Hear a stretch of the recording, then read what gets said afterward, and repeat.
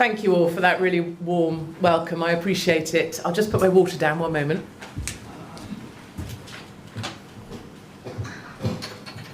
Alrighty, how are we all doing? We're good. It's really good to see you all here. And it's my very great pleasure to be with you at the For Britain conference in Liverpool in 2018. I think you should all give yourselves a round of applause for making it here, to be brave enough to be here, and for having the courage to do what you do. It is a sad truth that in the UK in 2018, it takes real courage to come to an event like this and to say what you really think. At times, I'm sure we all feel like we're battling a kind of madness that our society has been kind of captured by, the political leaders and our compliant press who seem determined to send this country to hell in a handcart. I think they all need sectioning. But the same few know that this fight is real and that this is a country worth fighting for. A country and a land of hope and glory, of eating fish and chips in the rain, of Chaz and Dave, rest in peace, Chaz. My father's very upset for Chaz. I joined the army after university to do exactly that. I went through Sandhurst as one of the girls and an intelligence corps cadet, which my father still finds a joke to this day. We started as a platoon of 30 girls versus 180 of the weaker species, the boys. And it's a dangerous place to say this stuff, eh? And 9 of us girls made it through. I was one of them, but I think I'm probably the first secret epileptic to make it through the academy, but I do respect that an epileptic with a rifle on semi-automatic might not be the best idea, so I get it.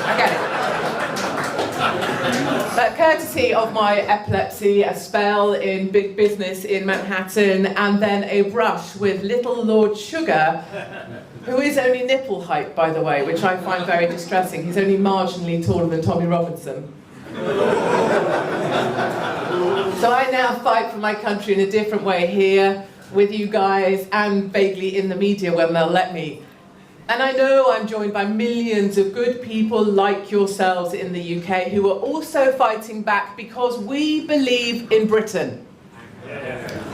Overseas, we are rapidly becoming something of a tragic curiosity. I'm asked by Americans, why did Britain allow this to happen? I'm told by strangers they'd never visit London again because it's just not safe. Britain is held up by Polish MPs as an example of what happens when you fail to protect your people. And of course they're right. If you don't put on your best welcoming face around Muslim migrants and jihadis in the UK, you're branded Islamophobic. My own Islamophobia was brought about when 2 jihadis tried to behead me. A young woman, I'm sure she's a Brit, wanted my head as a wedding gift for her jihadi boyfriend. She bought him a dummy body and a hunting knife to practice with, and they planned their attack. I fantasise about Katie Hopkins' head to hair, said, "She's the biggest bitch of them all." You better believe it, sister. I do hope you're enjoying prison life now and that your knees aren't too sore servicing your community. So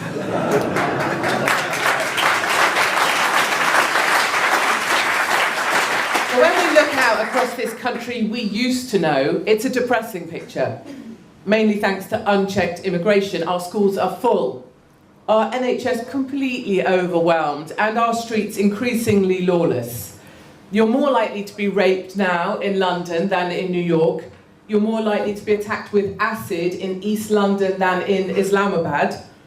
And when it comes to terror, the head of the UK MI5 said the risk is now impossible to contain or control. On Saturday night in Londonistan, another 3 young lads were added to the Stabathon tally. 1 died of his injuries, and yet the police still seem powerless to do anything about it. Police can't stop and search because it's racist.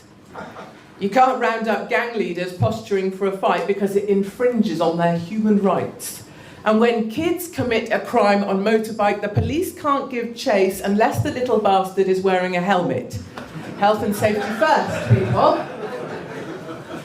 And whilst the Met Police may have lost control of London, one thing our little Muslim mayor has cracked down on with his mates in Yorkshire is hurty words online.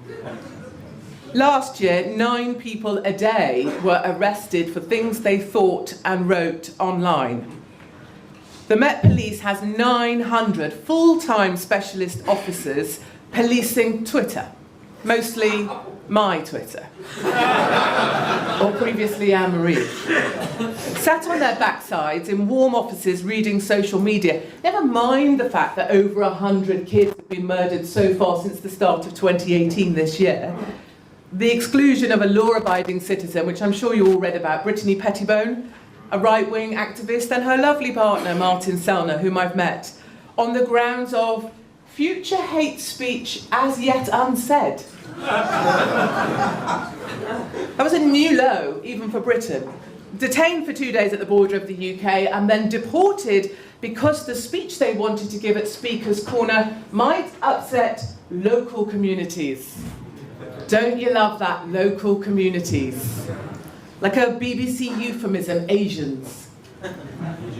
If 100 men are found guilty of raping our children in mass grooming gangs, the BBC used the term Asian and throw a few Sikhs, half of India and a bit of Taiwan under the bus so that the Pakistani men raping our children don't feel bad, inshallah. The majority Pakistani men jailed in June for abusing girls as young as 13 were referred to as Oxford men. Oh yes, the learned men of Oxford. Let's see what their names were. Asad Hussain, Kamir Iqbal, Khalistan Hussain, Kamran Khan. Yeah, Oxford, really, through and through. And again, if you can't be honest about a problem, you are not going to fix it.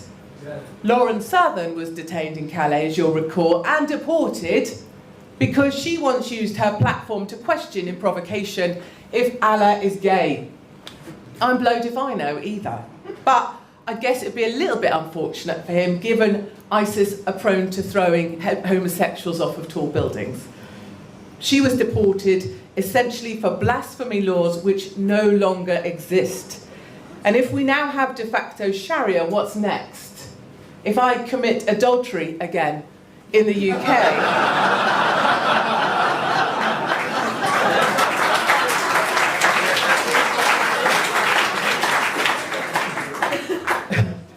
I ain't never going to heaven, it's okay, I got over it. Will I be stoned by angry Muslim police? We do have the Muslim Police Association now, don't you know? And given my sexual history, it's not looking good. But Lauren was hauled off a bus at the border and deported at the same ferry port where I have watched truckloads on truckloads of illegal immigrants waved across knowingly without question. A jihadi who put a bomb on our subway came to the UK via Calais. He told officers he had trained with ISIS for 3 months learning how to kill unbelievers. We gave him a home, a foster family, and an income, and in return he made a nail bomb and chose to put it on an underground carriage full of school children. You know, I do wonder about these returning jihadis, don't you? Yeah. They were supposed to go over and blow themselves up, and they failed. So actually, not really a returning jihadi, are you? Just a shit one.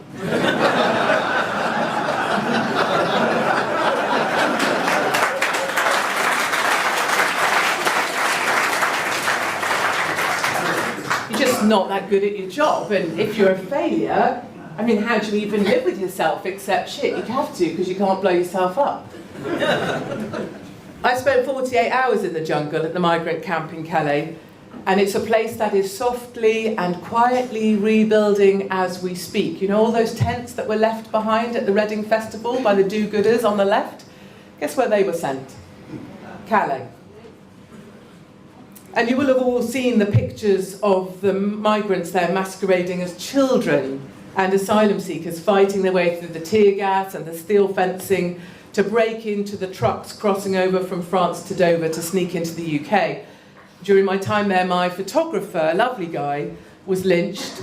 His camera was stolen, his wallet taken. I had my arm dislocated, and they came for us with steel bars. We were put in the back of a van and taken out of the camp to safety. So I went back in the next day. I was told to cover up by the lefty charity workers there, the do-gooders, you know, the types, Lily Allen and her kind of crew. They told me to cover up my shoulders because I was offensive to Muslim men. So I stripped off. And they didn't like my tiny tits much better either. Sadly, I met a lady with a little boy, and I was trying to find this quieter story. I genuinely went there to tell the truth of the camp. Real women with real problems. And so her little boy, you know, it was the first child I'd seen in camp. And she was out on the road one night with the little child, wrapped up all warm. And this little boy and her were trying to get on a truck to make it to the UK. There is a sad story to the camp at Calais. And she invited me to her little caravan place where she lived. And it turned out, you know, that her little boy was in fact a little girl. And at night time by the road, she dressed him as a little boy so that the migrant men wouldn't come and try and take her daughter from her. And I learned a big lesson in that camp as well. I was really naive. Many of us might share this. Migrants don't come for a new life, new hope, and leave everything behind. They bring everything with them, all their old conflicts from back home. And my Swedish friends will know this well. The Eritreans hate the Somalis, who hate the Afghanis, who still don't speak to the Libyans. And they're all still fighting, and they bring all those conflicts with them to our doors. And these are the truths we need to be talking about. We need to be talking about the alternative views that need to be heard. And finding voice for those who feel that they have none is at the core of everything I now do. It's the reason I spend so much time on the road, holding up a mirror to the small things in life, to challenge the narrative that we are fed. And whether that's from Palestinian refugee camps, where I was earlier this year, which are actually really nice housing estates, all fully maintained, electricity, water, really nice homes, but they like to call them refugee camps because of the status it confers, of a people aggrieved, a people without a home. Or spending time in the jihadi capital of Europe, in Belgium, where the mayor there told me she didn't report the man who went on to commit the Bataclan terror attacks in Paris, even though she was given his name and address, because it wasn't her job. And where the Friday food markets, many of you may have seen this stuff, just looked like Morocco or Marrakesh. I was the only white woman there with her hair uncovered. Or sleeping on the farms in South Africa, where whites are being systematically genocided from the land, but because they're white, no one cares. Some of you will have seen, I recently spent time in Bradford, out of choice. A city with one of the highest Muslim populations in the country, to better understand what's going on there. Drugs are dealt openly in the street, and the proceeds laundered through car dealerships and car washes, which are everywhere. Young white girls are seen as easy meat. A hotel owner, a local guy, really good guy, he provides council places for emergency accommodation needs. And he tells me that when he cleans out his hotel rooms, he does it with a big bin, a shovel, and then a bonfire. Finding 200 needles on the floor and blood spurted up the wall is pretty standard process for him. And in the city centre, a 14-year-old girl tells me all her friends take heroin. It's normal. And another gentleman, an Asian man, advises if you give a white girl heroin, she'll do anything you want. No Go Bradford is not exactly that. I went. But it does speak to a place where whites are not welcome. And certainly not a place people go after dark. And where the police deliberately turn a blind eye. Bradford police are happy issuing parking tickets and fines to speeding offenders in the polite, white parts of Bradford, Meanwhile, in the no-go zones, there are drugs, fast cars, and young white girls being trafficked for pleasure, all operating with complete impunity. We know the UK is in trouble. I receive letters from elderly men and women, just like my mum and dad, your mum and dad, around 70, 80 years old, and they tell me they're glad their time here is nearly up because they don't want to watch their country fall, and they'd rather be gone before that happens. And they break my heart. But you know, there is hope. I can feel it. I can feel it all around us. I feel it with the number of people dedicated and courageous enough to be sitting in this room right now. I feel it in the 17 million or so trustee Brits who voted for Brexit, considered racist or stupid or wrong, but still determined to be heard. I feel it across Poland, Italy, Austria, Germany. The voices of the discontented are rising up, saying no to the globalist agenda of the people that are managing the decline of Europe and letting us fall. And I feel it in Italy, where Salvini is leading the charge, and the left-wing socialists have been kicked out of power, replaced by the anti-immigration parties who want to put Italians first. And I feel it in Germany, where the Alternative for Deutschland is now the main opposition party, and Merkel appears increasingly desperate, spreading disinformation against the peaceful protesters in Chemnitz. And I feel it in Hungary, where Viktor Orban is making a stand,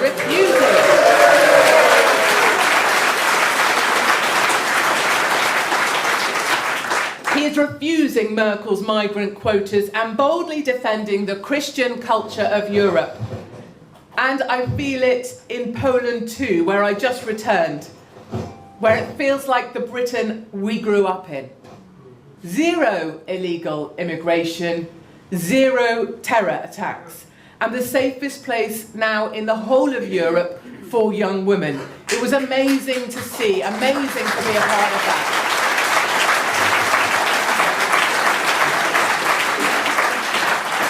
And of course we see it in America, where the lines for the Trump rally in Missouri this weekend were over 2 miles long. He will be president in 2020. He gives us hope.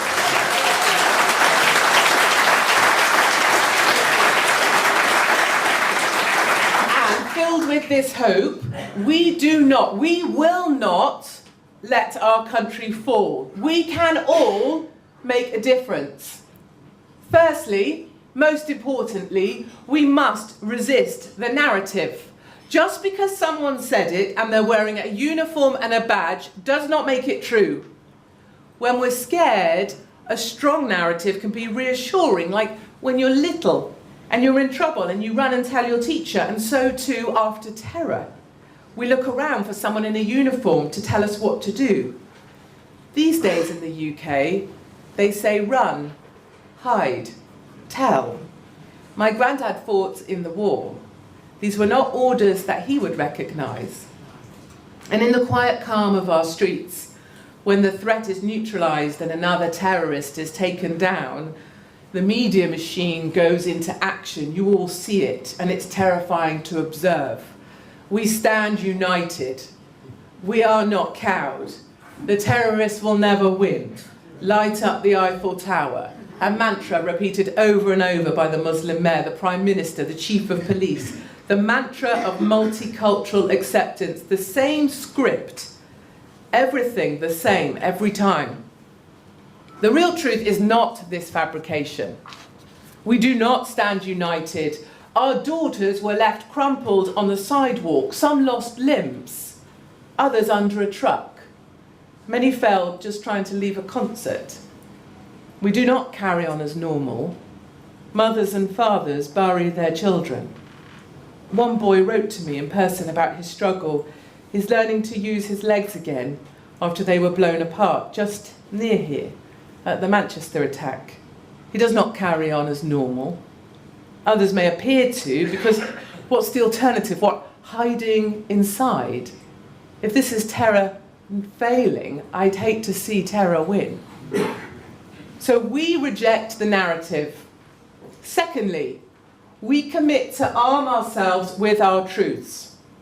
Sadly, in the UK, we don't have the luxury of a Second Amendment, although I am a signed up and paid member of the National Rifle Association, and I wear that sticker in my car.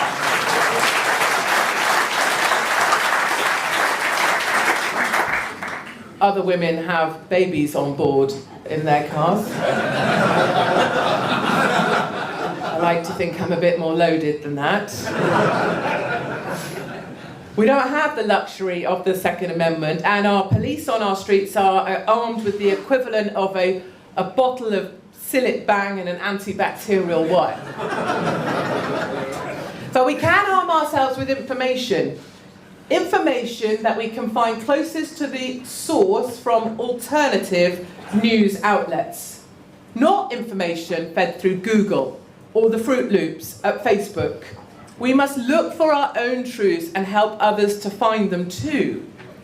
And thirdly, most importantly, we have to find the strength to withstand the constant attacks that we face. People can be unkind. The media can be merciless, and the courts can be cruel. But we all need to find the moral courage to stand strong. I have battles of my own, of course. I've been arrested for writing a column in a newspaper. I was interviewed under caution by the Major Crime and Homicide Command of the Metropolitan Police for daring to suggest that we should stop the ferry boats across the Med. My family are reported to social services on a fairly regular basis. People hope if they take my children from me, that will shut me up. And might make my life a bit easier, to be honest with you.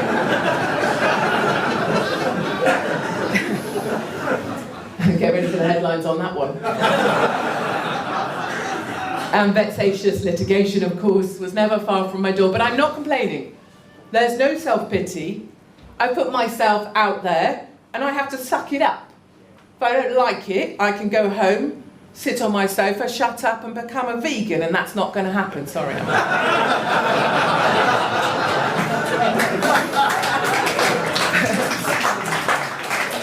Americans always think I'm quite similar to Anne-Marie, and I'm like, I'm not a vegan. I'm not a lesbian either, I've just got short hair. Those are different things.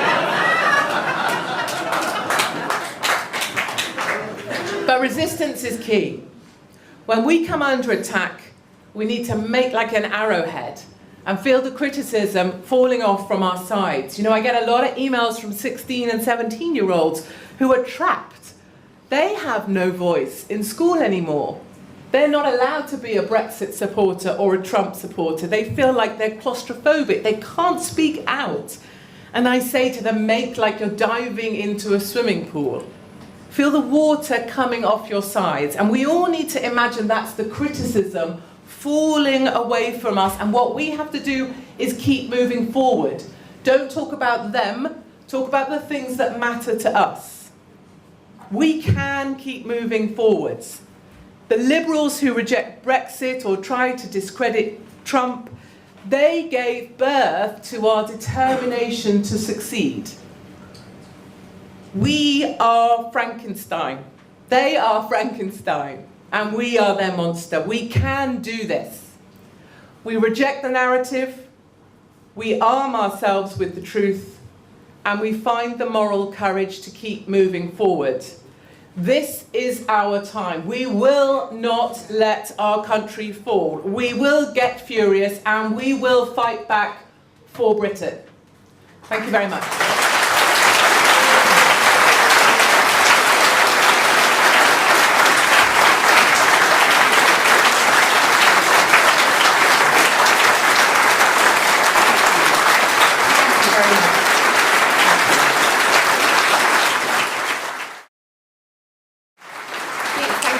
I appreciate it.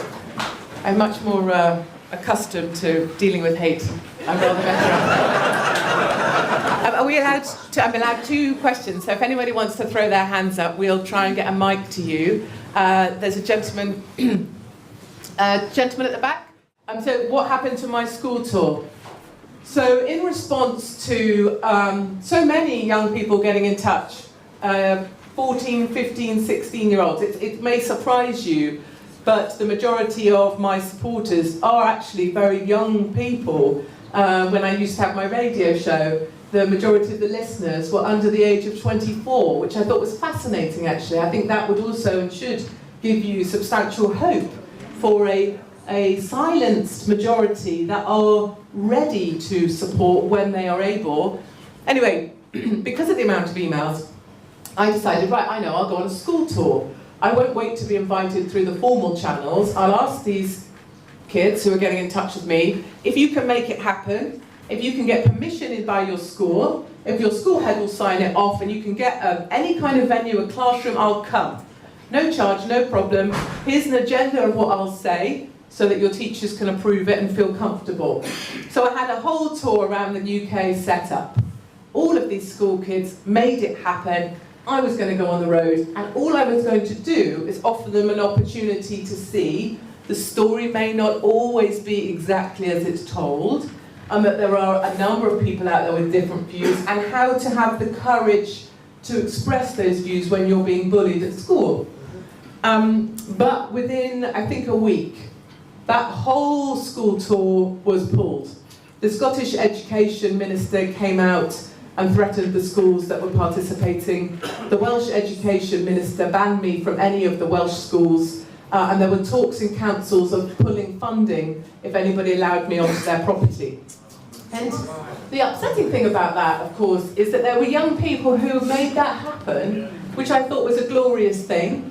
I think it's a great thing. If they hate me, brilliant, bring me in and rip me to pieces and have your say, because that's part of what we're about, is letting people have their say. And I suppose that what I take from it in a positive sense is they are that frightened of us that they have to go to extreme measures to shut us down, and they know, the establishment knows, the mainstream media knows, it is losing its power.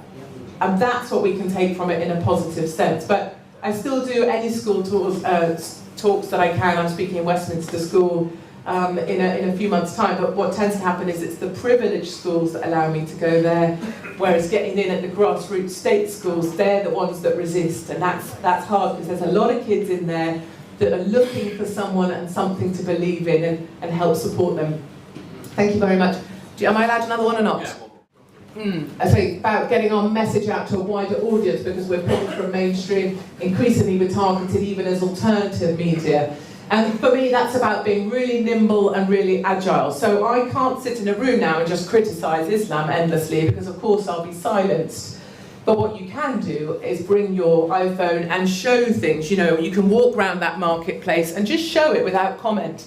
And it is shocking enough to have that same impact. You know, and the reason, for example, we had the Anne-Marie interview that Anne-Marie was kind enough to sit down with me. You know, there are ways of allowing people still to be heard. One of the problems that we have, for Anne-Marie in particular, is she's never allowed to goddamn speak. So bring the woman into a room, just let her talk, and then it turns out to be one of the most viewed videos that we've done. Yeah.